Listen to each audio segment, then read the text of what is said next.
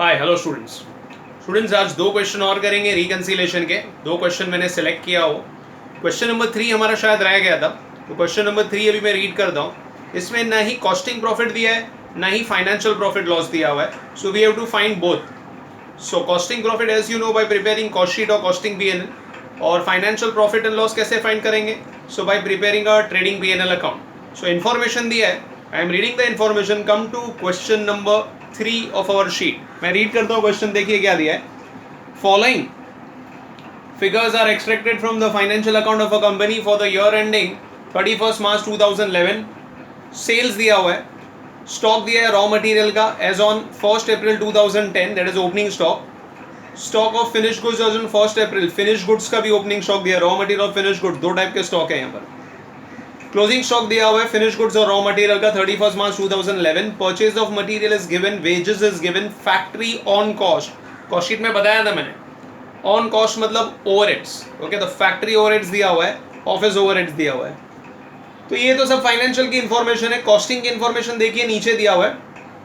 In the costing records factory on cost मतलब factory overheads is charge at the rate 25% of prime cost. PC जो आएगा उसका, कोई PC बोला है तो फिर कॉस्ट शीट बनाना पड़ेगा, क्योंकि वो ट्रेडिंग पीएनएल से हमको पीसी नहीं मिलेगा। तो कभी कभी पढ़कर भी समझ में आ जाता है कॉस्ट शीट बनाना है कि नहीं। मैंने बोला सिंपल है, वो कॉस्टिंग पीएनएल अकाउंट बना के तो फटाफट आंसर आता है। बट अभी ये बोला पीसी का इसका, तो पीसी तो फॉर्मेट में ही मिलेगा, तो कॉस्ट शीट बनाना पड़ेगा। और इन्फॉर्मेशन भी सब कुछ दी हुई है students. In costing records factory on cost is charged at the rate 25% on PC and office on cost is 75% on factory on cost. Factory on cost मतलब factory overheads का, okay, work cost का नहीं, factory on cost बोला है, okay. तो factory on cost मतलब factory overheads जो आएगा उसका वो 75%।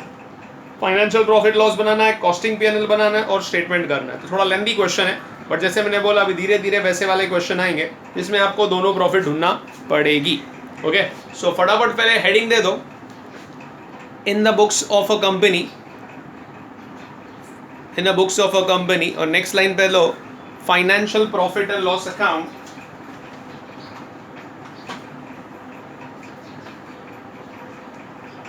Financial profit and loss account for the year ending 31st March 2011. For the year ending 31st March 2011. So एक 10-12 लाइन का बना दो। पर्टिकुलर्स अमाउंट सिंगल कॉलम ही बनाओ, okay. So profit and loss account, okay, particulars amount.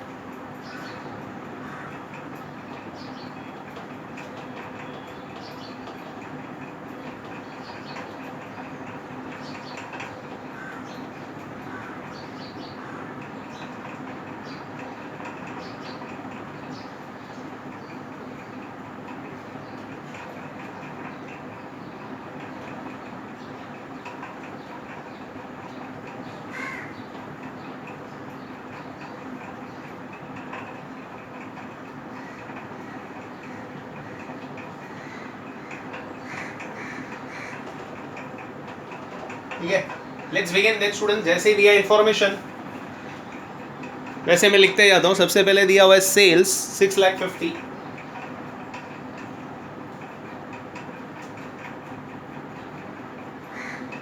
उसके बाद opening stock, raw material है और finish goods है। सिमिलरली क्लोजिंग स्टॉक है, रॉ मटेरियल है, फिनिश गुड्स है। देखिए कितना दिया है आपको। रॉ मटेरियल दिया है 40,000 और फिनिश गुड्स दिया है 80,000, 40,000 एंड 80,000, ओके।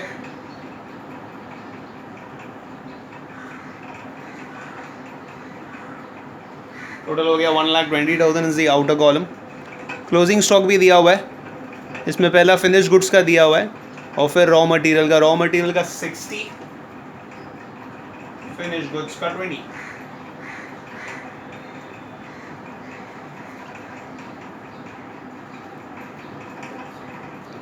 उसके बाद में नेक्स्ट क्या दिया हुआ है स्टूडेंट्स, आपको परचेज ऑफ रॉ मटेरियल दिया है 240,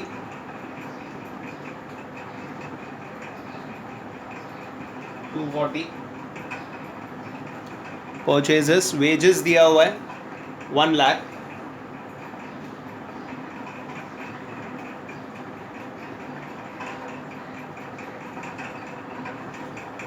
फैक्ट्री ओवरहेड्स दिया हुआ है और एडमिन ओवरहेड्स भी दिया हुआ है.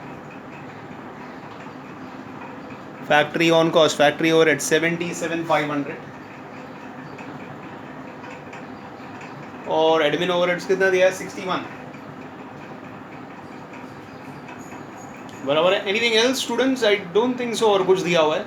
बस क्लोज करें फिर उसको, डिफरेंस निकालेंगे. डिफरेंस मुझे क्रेडिट साइड ही ज़्यादा दिख रहा है, फिर भी एक बार चेक कर लेते स्टूडेंट्स. क्रेडिट साइड का टोटल ऊपर ही 6.5 लाख है. सो 6,50,000 प्लस 80,000, 7,30,000 आ रहा है स्टूडेंट्स. हैवी टोटल मुझे लग रहा है, क्रेडिट साइड ज़्यादा है. Heavy total on both the side. Find the difference, you get net profit as per financial records. So debit side का टोटल करके उसमें से माइनस कर दो.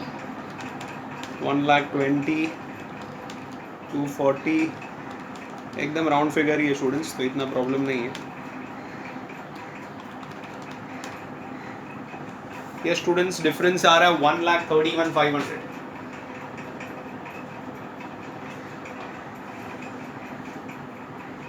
सो फाइनेंशियल प्रॉफिट एंड लॉस मिल गया स्टूडेंट्स हमें. ओके, 1,31,500. अभी क्या बनाना है अपने को? कॉस्ट शीट बनाना है और कॉस्ट शीट से कॉस्टिंग प्रॉफिट फाइंड करेंगे एंड देन वर्किंग नोट करके अपना रिकंसिलिएशन स्टेटमेंट. सो मैं अभी कॉस्ट शीट बना लेता हूँ.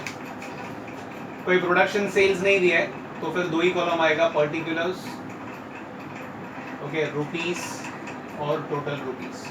हेडिंग दे दो वापस से, cost sheet of a company, cost sheet of a company for the year ending 31st March 2011.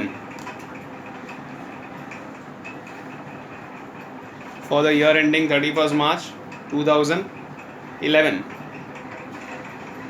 Cost sheet का होप्स आपको फॉर्मेट पता है, लास्ट टाइम भी किया था. ओके, सो पहले आ जाएगा अपना डायरेक्ट कॉस्ट. उसमें पहले raw material consume,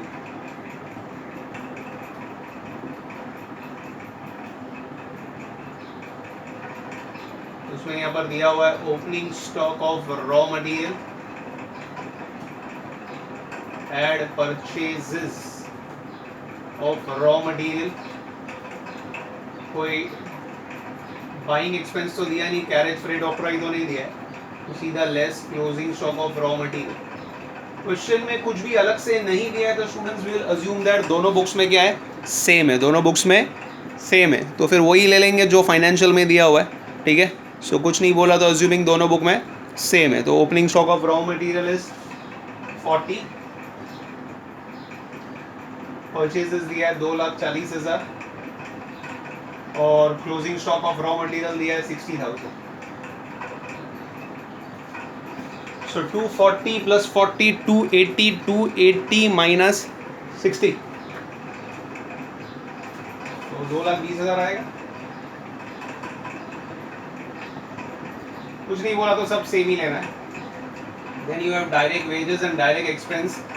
direct expense question में दिया है, वेजेस वापस से कुछ नहीं बोला तो अज्यूमिंग दोनों में सेम है. डायरेक्ट एक्सपेंस नहीं दिया है तो टोटल कर देंगे तो आ जाएगा प्राइम कॉस्ट 3,20,000, 3,20,000 आ गया आपका prime cost. Next comes as indirect cost, उसमें आ जाएगा आपका फैक्ट्री ओवरहेड्स. हाँ, ये दिया है आपको क्वेश्चन में, फिर बोला हुआ है दैट इज 25% ऑफ पीसी. बराबर ना, वही है ना, 25% of prime cost, 25% of prime cost. PC 3,20,000 का 25%, 320 इंटू 25%, दैट कम्स टू 80,000. कोई WIP नहीं है तो सीधा भारी लिखता हूँ, ये हो जाएगा 4 lakh work cost, factory cost. Admin overheads next. इसके बारे में क्या बोला है? एडमिन ओवरहेड्स के बारे में बोला है 75% of factory on cost. 75% of factory overheads मतलब ये 80,000 का. 75%, दैट इज 60,000। ऐड करेंगे तो मिल जाएगा आपको cost of production 4,60,000। Add finish goods दिया है इसमें, कुछ नहीं बोला तो दोनों में सेम है। Opening stock of finish goods less closing stock of finish goods, ठीक है। So opening stock of finish goods कुछ नहीं बोला तो दोनों में सेम है, और वो कितना है? ओपनिंग स्टॉक 80 और क्लोजिंग स्टॉक कितना है? 20।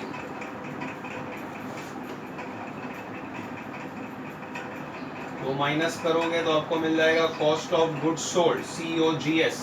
सेलिंग ओवरहेड्स नहीं दिया तो यही बन जाएगा टोटल कॉस्ट। इसमें you will add profit, you will get sales. वापस से क्वेश्चन में अलग से सेल्स नहीं दिया है तो दोनों में समझना है वो क्या है, सेम है, वही 6.5 लाख आएगा। तो पहले तो इसका टोटल कर लेते ऊपर का, तो क्या 4,60,000 plus opening stock 80 minus closing stock 20, 5,20,000 आ रहा है students. That is your COGS as well as total cost, because question में हमें सेलिंग ओवरहेड्स नहीं दिया हुआ है तो वही हमारा टोटल कॉस्ट होगा। और कुछ नहीं बोला तो फिर से मैंने बोला दोनों में सेम लेना, तो सेल्स सेम है, so difference is nothing but the profit. तो ये 5,20,000 और सेल्स है अपना 6,50,000, so difference is nothing but your profit, and I think so that comes as 1,30,000। 1,30,000 आता है, देख लो भाई, चेक कर लो, बराबर है। It comes as 1,30,000। That means profit as per costing records is 1,30,000, whereas financial says nahi bhai 131,500. So why there is a difference? So we'll prepare a statement to find out the reason for the difference. तो पहले वो working note ready कर दे, okay, जिसमें मैंने आपको rules बताया हूँ plus minus sign डालने का, कि income and profit have direct relationship and expenses and profit have inverse relationship, ठीक है। So let's prepare that working note. I hope so आपने इतना लिख लिया है, तो मैं रब आउट कर लूँ इसे, ठीक है। मैं ये साइड पहले रब आउट कर देता हूँ।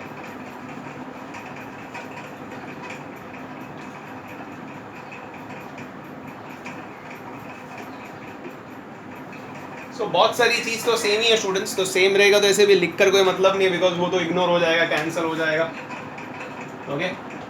सो ज़्यादा बड़ा मत बनाओ, एक 4-5 लाइन का ही बनाओ। Particulars, cost, finance and the difference.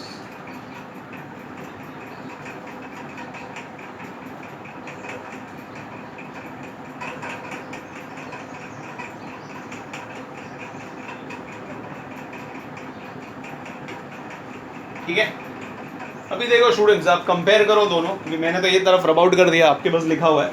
Opening stock of raw material same था, परचेज सेम था, क्लोजिंग सेम था, डायरेक्ट वेजेस सेम था, ओके, सेल सेम था, फिनिश गुड सेम था। डिफरेंस खाली दो ही चीज़ है अगर आप ध्यान से देखो तो, एक है एडमिन ओवरहेड्स और दूसरा है फैक्ट्री ओवरहेड्स। तो बस वही आएगा यार स्टूडेंट्स, यहाँ से ही क्लिक हो जाता है, ठीक है। सो बाकी तो सब दोनों में सेम ही है, तो डिफरेंस कुछ भी नहीं आएगा, जीरो।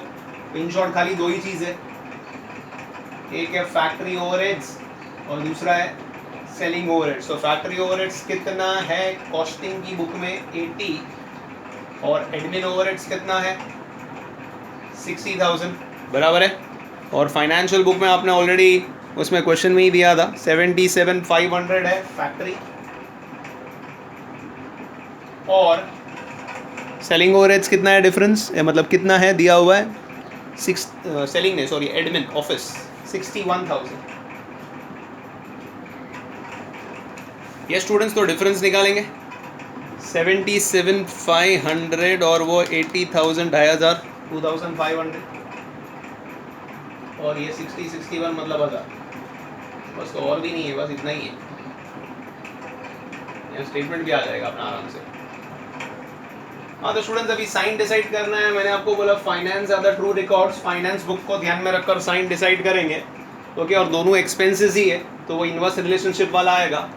तो expenses are less, profit will be more, बराबर है, plus expenses are more, profit will be less. तो एक प्लस है और एक माइनस है, बस ज़्यादा कुछ नहीं है।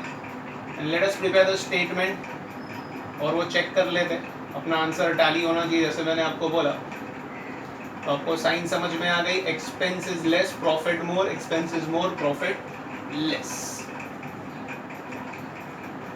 सो हेडिंग दे दीजिए फिर, reconciliation statement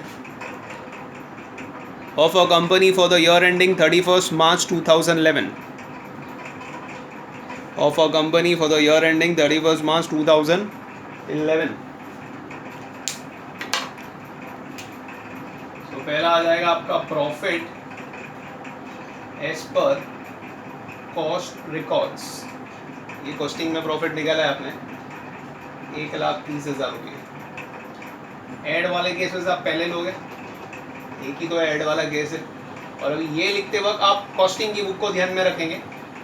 so factory overheads, overheads के लिए मैंने बोला था एब्जॉर्ब वर्ड आएगा, over absorb in cost, last में इन कॉस्ट आना चाहिए। और एक ये तो सीधा आउटर कॉलम में ही लिखता हूँ स्टूडेंट्स, दैट बिकम्स 1,32,500।